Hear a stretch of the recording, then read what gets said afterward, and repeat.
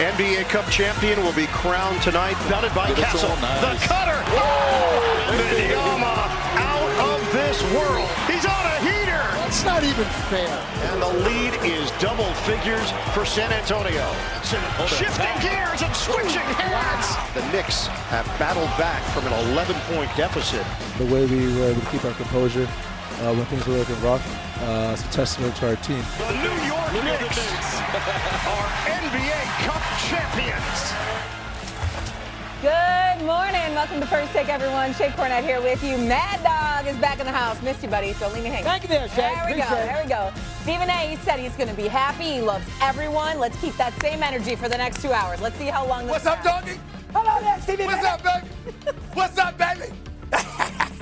He's all excited. What's going on, man? What's going on, man? Look at my What's name, going man. on? Having fun with it. Yes. That's what I'm talking about. It's a beautiful morning. It's a beautiful morning, y'all. Let's go. Let's go. Let's go. Let's go, because Mad Dog has not stopped rolling his eyes all morning long, so this should be fun. But Stephen A. should be excited. He really should, because the Knicks finally won a championship for the first time since 1973. Just not the one they really want, at least not yet. The Knicks beat the Spurs 124-113 after a rally. 25 by Brunson, 28 by OG Anunoby. They win the third NBA Cup. Each player receives a cash bonus for winning the Cup, but more importantly, New York has now won 6 straight. Here they were after the win. I mean, to win this, it means a lot. It's a stepping stone for our team. And, I mean, the way we were able to keep our composure when things were looking rough, it's a testament to our team. So, I mean, whenever there's something to be able to win, it's fun to try and go do it. So I'm happy for our team. The Cup is special, and I think for us to be in a position to say that we won and we're the champions and to have this dope-ass shirt on with the Knicks saying champions is a humbling and an honor. So we're going to celebrate this one tonight. We're going to hold this Cup championship dear to our heart, and but you know, now it's time to work on the second one. That's right. Time to get back to work. Brian Windhorst is with us now to discuss what happened last night as well. But let's go back to Stephen A. Because how excited do you think these Knicks fans should be this morning, Stephen A.? At your level? It's orange and blue skies, Shay. It's orange and blue skies. Yo, Wendy knows it. Wendy feels it. Yo, it's orange and blue skies. That's what we're talking about here, okay? This is step one. You got to crawl before you walk, all right? I mean, it's been since 1973 that the Knicks have had a reason to celebrate anything. In 1999, when you go to the finals, we knew there was no chance in hell they had a chance of beating the San Antonio Spurs with the Twin Towers. That was David Robinson and Tim Duncan. We knew better than that, you understand? But the bottom line is this. When you look at the New York Knicks and you looked at the vulnerability of the Eastern Conference with Jason Tatum out with the Achilles, with Damian Lillard gone from Milwaukee now after he tore his Achilles, with Tyrese Halliburton, the Knicks slayer, he's gone with an Achilles tear. The Eastern Conference looks vulnerable. Now, I will confess, the Detroit Pistons are no joke. I am not shoving them aside by any stretch. They are coming, and they want the Knicks bad. I get it, but to go up against the San Antonio Spurs with Wembanyama, who was on a minutes restrictions, by the way, and by the way, God bless him and his family. I heard that he heard before the game, yesterday morning that he lost his grandma. God bless him and his family. Certainly, we want to treat that with the seriousness that it deserves, and I'm quite sure he was playing with a heavy heart, obviously, and that warned him a little bit. But the bottom line is he's 7'5". There was a period in the third quarter, I'm like, my God, what can you do with this guy? Step back, jump shots, threes, or alley-oop dunks. I mean, it was just like, damn. But in the end, I'm excited about the Knicks, not just because of Brunson, not just because of OG Anunoby and his 28 points. One of the key things, Shay, Wendy can appreciate this. Doggy, you might try to not act like you don't appreciate it, but you can, since you pride yourself in being knowledgeable about point guards. Jalen Brunson had a turnover, okay? What does Mike Brown do? He goes to his bench and he brings in this cat, Tyler Kolek, okay? And I'm looking at him and I'm saying, wait a minute, he didn't take Brunson out. He had an additional ball handler in there because he wanted to take some of the pressure off of Jalen Brunson, because obviously Castle and those boys were trying to get up in him.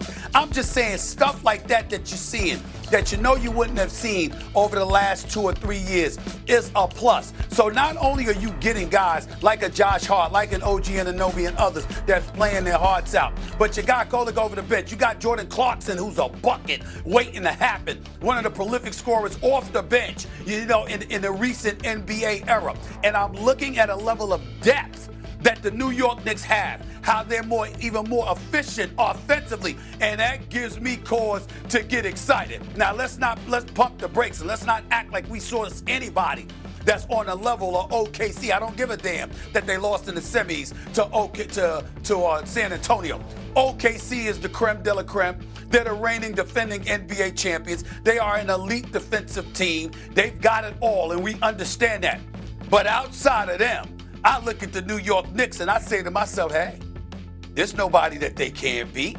And in OKC, who knows if somebody out west might possibly knock them off, even though I consider that to be highly unlikely. This is a morning to be very, very excited about the New York Knicks because finally we have a reason to celebrate something. And guess what? I think we're going to be celebrating a lot more, at least until the NBA Finals. That is my belief. It is what I stated before the season began. And I stand here today feeling very, very good about my prognostication. Orange and blue sky, Spike Lee, you hear me, baby? You hear me, baby? Tracy Morgan, you hear me, baby? You hear me, Fat Joe? Y'all hear me, y'all? Orange and blue skies, baby. Orange and blue skies. It's the beginning. DJ Clue, I know you out there. You hear me, bro? Orange and blue skies. Step one was last night. Wendy, do you want to tone it down, or do you think that this excitement is warranted? What do you think? I'm very pleased. I'm very pleased that Stephen A. is so excited about this. I'm very pleased that Spike Lee went all the way out to Las Vegas because, I know what Dog's going to say. I know he's going to be the traditional old American sports fan and say that this doesn't matter, and if you don't win the trophy at the end, it doesn't matter. But this is the reason that the NBA Cup exists. This is why Adam Silver put it in, so that you had something else to compete for over the course of the 6-month season. And in the short history of the NBA Cup, we have seen teams that have performed well in the Cup that it has led to good things later in the same season. The Pacers 2 years ago make the run to an unexpected run to the Cup final. They ended up in the Eastern Conference Finals. Nobody thought that at that time. Last year, the Thunder reached the final and lose, but learned some lessons in that loss they ended up using in 2 Game 7s later in that season as they won the championship. And this could be very important. And also, Shay, I'm 47 years old. I have never woken up to a day when the Knicks can call themselves champions, even if it's the NBA Cup. And they will raise a banner. That's right, Mad Dog. A banner will go up into the rafters for the first time in decades at MSG. Yes, Mr. Smith, they put up the banner in LA when the Lakers won it 2 years ago. Yes, a banner will go up. That is correct. And that's in 30 years, fan. When there's been 30 of these champs, you'll see it. I'm a Knicks fan. I want to state for the record to both you and Doggy, I understand the banner going up, but we know the difference between that and the real banner, which is a championship banner. Okay. Let's not get ourselves going. So I'm just saying, I just want to know as a Knicks fan, I just want to let everybody to know we know the difference. Somewhere Willis Reed and what? But be a worldly fan in 2025 and understand there's nuance, Dog.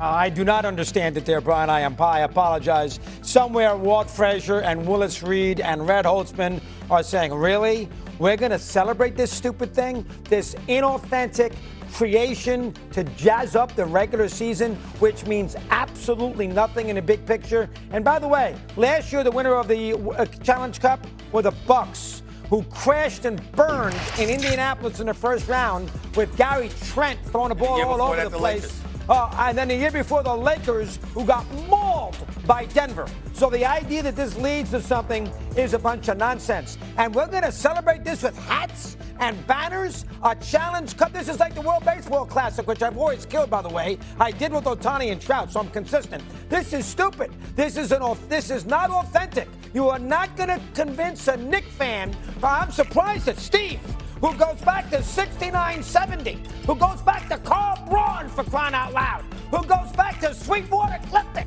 And you're going to sit there and tell me that this is something significant, a fabricated event, when Wembanyama played 20 minutes? I mean, are we going to do this now? I mean, you must be kidding me. And then we're going to